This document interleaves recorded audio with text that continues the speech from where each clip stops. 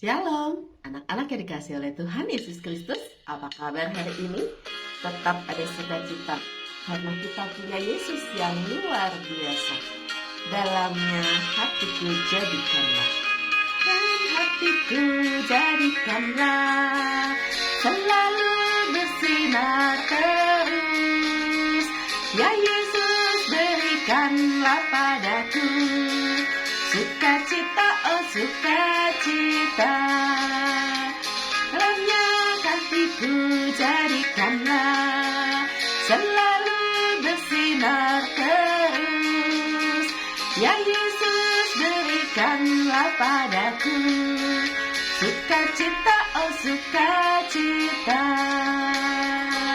Haleluya, haleluya, haleluya, nyanyilah. Oh, oh, haleluya, haleluya, haleluya, ya amin, amin. Mari kita berdoa. Tuhan Yesus yang baik, terima kasih untuk cinta-Mu di dalam kehidupan kami. Engkau terus mengasihi kami dengan tidak putus-putusnya. Saat ini kami membutuhkan firman Tuhan sebagai pedoman di dalam hidup kami. Berbicaralah Bapa, karena kami siap mendengarkannya. Di dalam nama Tuhan Yesus kami berdoa. Amin. Lukas 21 ayat 20-24 tentang runtuhnya Yerusalem. Apabila kamu melihat Yerusalem dikepung oleh tentara-tentara, ketahuilah bahwa keruntuhannya sudah dekat.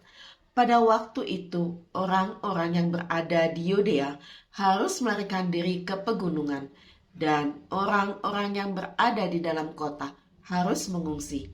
Dan orang-orang yang berada di pedusunan jangan masuk lagi ke dalam kota. Sebab itulah masa pembalasan, di mana akan genap semua yang ada tertulis. Celakalah ibu-ibu yang sedang hamil atau yang menyusukan bayi pada masa itu, sebab akan datang kesesakan yang dahsyat atas seluruh negeri dan murka atas bangsa ini. Dan mereka akan tewas oleh mata pedang dan dibawa sebagai tawanan ke segala bangsa. Dan Yerusalem akan diinjak-injak oleh bangsa-bangsa yang tidak mengenal Allah, sampai genaplah zaman bangsa-bangsa itu. Jangan tolak Tuhan. Dulu Yerusalem adalah tempat tinggal umat Allah. Namun karena mereka menolak Yesus, Tuhan menghukum mereka. Hukuman itu mengerikan. Umat Tuhan tidak dapat menghindar, dan itu sudah terjadi. Yerusalem runtuh karena diduduki orang-orang yang tidak mengenal Tuhan. Mengenal Yesus adalah hak istimewa, sebab kita diangkat menjadi anaknya dan mengalami hubungan pribadi yang indah dengannya. Maka betapa sayang jika ada yang menolak tawaran ini. Tak hanya sayang, tapi juga ngeri menanggung hukumannya. Mari berdoa. Tuhan Yesus, ajar kami untuk terus setia di dalam kehidupan ini kepada Engkau sebagai Tuhan dan Juru Selamat. Di dalam nama Tuhan Yesus kami berdoa. Amin. Anak-anak yang dikasihi oleh Tuhan Yesus Kristus, tahukah kamu Yerusalem adalah kota suci 3 agama, Yahudi, Kristen, dan Islam.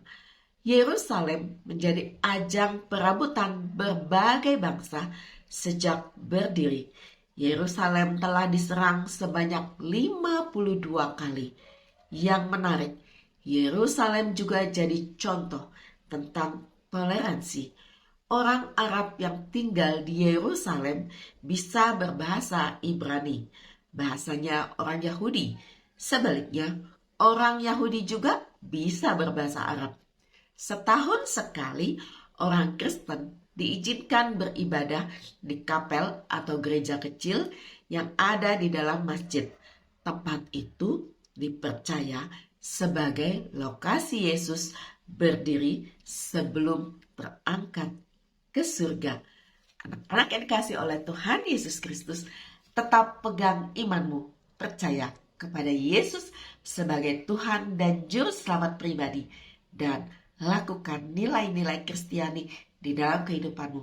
Penuh kasih, sukacita, murah hati, tanggung jawab, jujur, dan banyak lagi. Percayalah, Tuhan Yesus mengasihi kita sepanjang waktu. Amin.